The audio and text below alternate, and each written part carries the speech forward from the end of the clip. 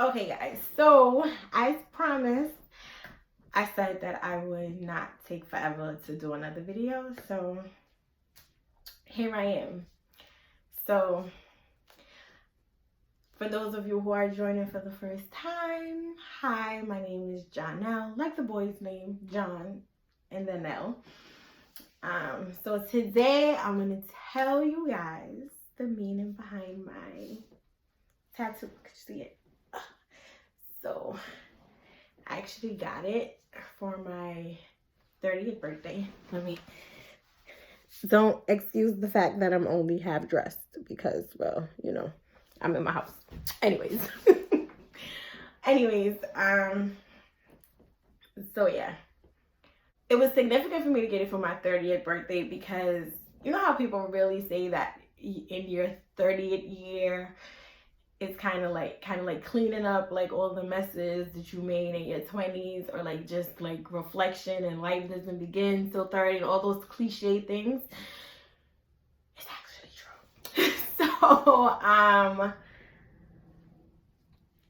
So my first video, I told you guys that there was a point in time in my life where I literally cried myself to sleep, like for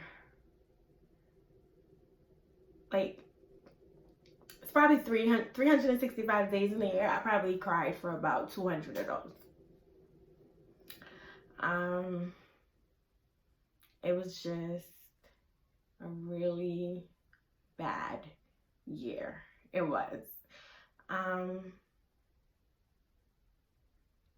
one thing that I could say that's always been very remarkable for me in my life, like when I say like I'm having like a bad year or anything like that, it's always only been personal. There are areas in my life that I completely like thrive in at all times, like academically and on the job. Of course I have like little bickerings, like who doesn't at work? Everybody has like little things at work that like get to them. So yeah, I definitely have those. But I've always excelled in school. I've always, like, my work ethic is phenomenal. So I've never had like that real stress when it comes to those things. Oh, except like one time, my last semester in grad school, I was about to have a nervous breakdown. I could cry myself to sleep and get up and go to work like nothing happened. Have a perfect day at work, come back home, get in my bed, and cry myself to sleep again. I don't know how I'm able to separate it. I don't know why. That's always been my life, but it has been. Anyways, so this has to be, I want to say 2016 going into 2017. Yes.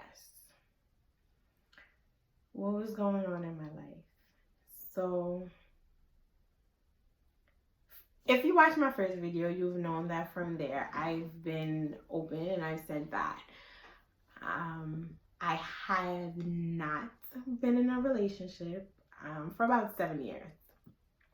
So in 2016, I don't know who told me that I was ready to, like, a lot of things started coming up in like 2016, a lot of things. I know I was getting close to the 30, like nothing was just going my way. And a lot of other things like started coming up for me. For those of you who don't know, well, most of you don't know that's watching the video, I grew up without a father. My father died when I was like a teeny baby. Like I have no recollection of him. Like I just don't know him. And growing up, like I've always had like the attitude of like you can't miss what you never had. Like it is what it is. Like whatever. And for some reason, In 2016, and halfway through 2016, so it's not even like the whole, like, so it's going towards the end, like, I just started, like, mourning the father I never had, if that makes any sense. Like, I'm gonna, like, it makes sense now, but like that, because it was completely out of the blue. Like, I've never even thought about it. Like, it was just like, oh, okay, dad, whatever. So that popped up for me. In 2016, I found myself being extra vulnerable and decided, and I got in contact with this person that I knew but not knew. And we started getting closer, and I was like, oh my God, I like him. So I decided to pursue that, if that makes sense. So we were friends, we were talking, and things were going good. Like, okay, we had our little hiccups, whatever. We were getting to know each other to see, if it could blossom into something. And we went to lunch one day in a group setting, and I didn't like the way how he was interacting with another person that was there, and fireworks, and that was it. That was it. All of that was over. Quickly nipped in the bud. And I could wish that I could sit here and tell you that my feelings and everything else went away in that interaction, but it did not. And for the first time ever, I'm gonna say, like, it had me questioning, like, the way how I interact with people and the way how I move through the world, and it made me question, like, oh my God, is this because I don't have, like, a male figure in my life that I can't? So let's just be very clear too, right? Like, in the relationships that I've had before, like, my personality is very cut dry. Like, I can like you, but if we're done, we're done. That's it. Sorry. That person, that made me really, like, start looking at the way I interact with people. Out of the blue, I started missing and mourning my father, and something else was happening. Friendships were being broken. I don't care what nobody say. I think losing a friend sometimes hurts more than heartbreak. Like, it's a whole nother form of heartbreak. Because if you know me, if I consider you a friend, like, I will go to there was a point in time where I will put my head on the block for any of my friends. Like, without question. Like, I'm just like, what? I don't even know the story, and I will argue you down for my friend, and then after, like, it's all said and done, I'll turn to my friend and be like, oh, did that really happen? Like, not have any idea what you're talking about, and I will argue you down for my friend. So in 2016, my friendship started, like, breaking up, and it was just like, really? Like, after everything that we've been through together, you're doing this to me? My best friend, my best friend, that's still my best friend today. We have a great relationship, but I felt like we started being distant, and that, like, crushed me. So it was all of these things happening like at the same time. It was my vulnerability with like putting myself out there with this guy that I took a chance after how many years, and he completely just crushed my little heart, I'm gonna say. Other friendships were falling apart, and I felt like at the time, like my friend that I needed to be there wasn't there as much as I needed her to be. My roommate then got like pregnant. And I had to move. And I had to make like drastic decisions, like really, really quickly. So it was like all of these things were like going on at the same time. And then like in moving, I moved to New Jersey. Again, so now I'm even more isolated now. I just had all of these things going on, and it took a toll on me emotionally. So I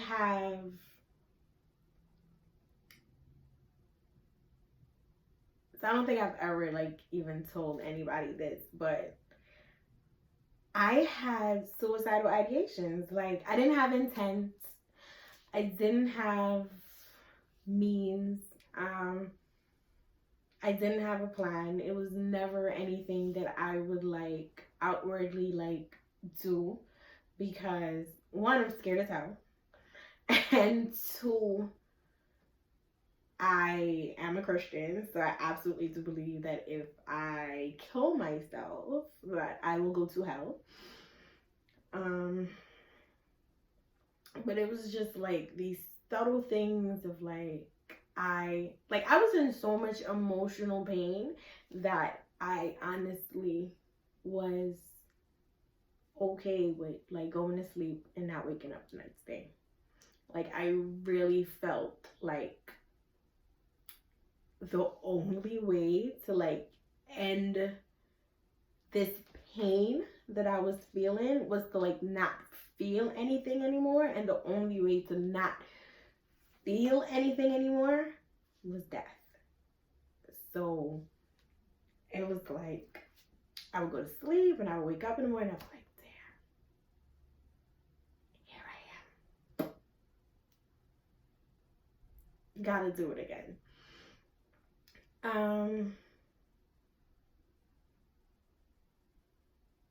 But the crazy thing about that, I'm going to be very honest with you, the person who helped like pulled me through that the most, and I don't even think I've ever told anybody this, and no one knows this, is actually the person who like crushed my little heart. Because even at like, he crushed my little heart in the terms of,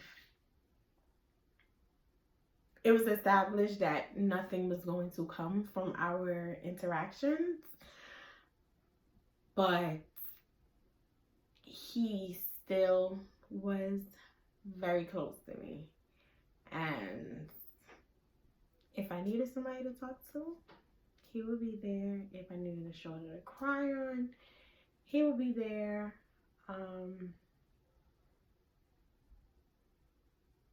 It was just a lot. But at that point in time, what helped me to get out of that funk was having somebody that I could talk to. And again, it was the person that everyone would like least expect it to be. It was that person. And I know no one saw that coming, but he was very instrumental in helping me to get through that point. So when I turned 30, I don't know if you can really see it, but what it is that it's a butterfly. At the beginning of the butterfly, it has, I should come closer to you guys. So it's a butterfly. At the beginning of the butterfly, it is the semicolon. For those of you who don't know, the semicolon does represent suicide awareness. And it's just simply that life could have stopped, but it continued. Full stop, could have stopped, comma, but it continued. And it says the rest is still unwritten, and it's just the 3 dots and a feather pen. And it's just basically symbolizing that, like, I literally just made the decision that no matter what happens the day before, like, every day that you wake up is a chance to make it better, no matter what's happening in your life. A new day is a new start. You can always turn things around. I'm telling you, like, within that, like, people always be like, I don't know how people get to that point. Like, I don't know how people like get that depressed. Like, it was just a combination of the perfect storm. Like, that's really what it was. It was just a perfect storm. And it was things that I didn't plan for. And at that time, I remember, like, literally calling my brother, and I was like, I'm so sad that you live so far. It was just, and I don't know, it was literally the perfect storm. It was like everything that I thought I had control of, everything that was like holding together, like everything just kind of like start knocking itself out of place. Like, whoever thought, like, at 28 and I was turning 29, 28 turning 29, that I would start being like, oh my God, I missed the father that I never had. Like, if you had told me 5-10 years ago that the friends that I like lost this year, or like I grew apart from, would not be a part of my story, I would have been like, yeah, right, that would never happen. Even if you tell me that, like, and again, I love my best friend. Me and my best friend have a great relationship. But if you had ever told me that I would have felt like my best friend wasn't there for me at any point in time, I would have said that would never happen. Like, ever happen. But yet still, there I was. And if you had told me after my first experience of going through heartbreak that I would be going through heartbreak again at almost 30 years old with a person that wasn't even my boyfriend, bro, I would then look at you and be like, wrong girl. I don't have those feelings. And I just felt like I couldn't talk to anybody about it. I couldn't talk to anybody about it. Of course, I started going to counseling. Lifesaver. I had 2 safe relationships though. And one safe relationship was I had 2 safe relationships. So one thing that I forgot to mention was that also while I moved to Jersey, I ended up moving into my coworker's basement. So me and my coworker got like really, really close, and we had like a lot of heart-to-heart conversations. I really do think like God knows what he's doing like all the time, and God like set things up, because when those like through that time when those things were happening, she was a great support to me, like phenomenal. Like we had a lot of heart to hearts, and I needed that. I needed that, and I needed it from somebody that was very objective to everything that was happening and wasn't that close and just had like a really like bird's eye view of everything, and she was that. um I went for religious counseling. So I started doing counseling with both of my pastors, their husband and wife. So I started doing, like, I started out doing counseling with and that was tremendous. And then I had the two safe relationships where my coworker, and as ironic as it sounds, with the guy. Those were the things that helped me through. That's like, I am so big on friendships. Like, I tell my friends if they're being crappy friends all the time. I don't even have a lot of friends, but if my friends are being crappy to me, like if I feel my friends are being crappy to me, I tell them. I'm a big advocate of people find time for things that they want to find time. So if my friends aren't finding time for me, like, I'm a brat about it and I tell them about it. I think communication is key in everything. But I cannot stress how much, like, one, I think everybody should be in counseling. I think everyone should be in counseling. I think everyone should do counseling. And secondly, I can stress how much, like, now people be like, I don't need that. I don't need anybody in life. That's not true. No man's an island. And you need people. You just need people in life. You need people in life to help you get through things. You need people in life. So I think that's important. That is what helped me through my years of crying. And it was literally like about a year. Like, it was a push into the year, and I don't know, it was just a combination of the perfect storm. Again, if you had told me that I was going to go through these things, I would tell you no. But there I was, experiencing it all. So if you are feeling this way, I really hope that you reach out to somebody, not do it in silence, and I really hope that you're surrounded by people who care about you. Or just find that objective person that you need to talk to. Yeah. Keep smiling. Smiling is contagious.